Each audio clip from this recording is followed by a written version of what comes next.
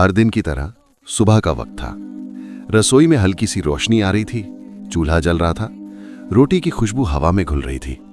आलिया, घर की बहू, एक हाथ से रोटी सेक रही थी और दूसरे हाथ से सिलाई मशीन चला रही थी। मशीन की ट्र ट्र आवाज और चूल्हे की हल्की सी आंच दोनों मिलकर उसकी मेहनत की कहानी सुना रहे थे। चेहरे पर थकान थी, मगर दिल में सुकून भी था, क्योंकि वो जानती थी इस घर की जिम्मेदारी उसके कंधों पर है। उधर रिदा अपने कमरे में आराम से लेटी हुई थी, हाथ में मोबाइल और होंठों पर हल्की सी मुस्कान। वो अपने बॉयफ्रेंड अमन से हंसी मजाक कर रही थी, जैसे उसे किसी बात की फिक्र ही ना हो। थोड़ी देर बाद हाजी साहब घर आए। उन्होंने प्यार से बहू के सिले हुए कपड़े उठाए और शहर बेचने चले गए।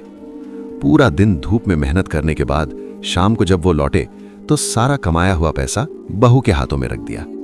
आलिया ने अदब से पैसा लिया और चुपचाप संदूक में संभाल कर रख दिया। इसी बीच रिदा अपने बॉयफ्रेंड के घर पहुंच चुकी थी। वहां उसकी नजर एक चमकती हुई खूबसूरत लाल साड़ी पर पड़ी। उसका दिल उस साड़ी पर आ गया। ये मुझे चाहिए, उसने प्यार से कहा, लेकिन अमन ने मना कर दिया। ये मेरी बहन की है, मैं नहीं दे सकता। बस इतनी सी बात और रिदा का दिल टूट गया। रात को छत पर चांदनी थी, हवा में खामोशी थी।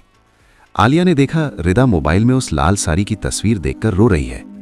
आलिया ने कुछ नहीं कहा, बस सब समझ गई।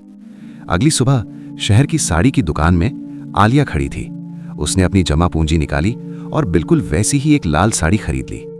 घर आकर चुपचाप वो साड़ी रिदा के बिस्तर पर रख दी। फिर धीरे से कहा, कमरे में कुछ रखा है, देख लेना। रिदा ने जाकर देखा और उस पल जैसे वक्त रुक गया। वही लाल साड़ी उसके सामने। उसकी आंखों से आंसू बहने लगे। वो साड़ी को सीने से लगाकर रो पड़ी।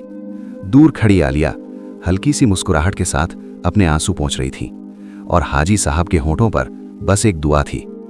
उस दिन रिदा को समझ आया, घर दीवारों से नहीं बनता, घर बनता है चुपचाप किए हुए प्यार से, बेआवाज बलिदान से। और असली रिश्तों में हिसाब नहीं होता, सिर्फ मोहब्बत होती है।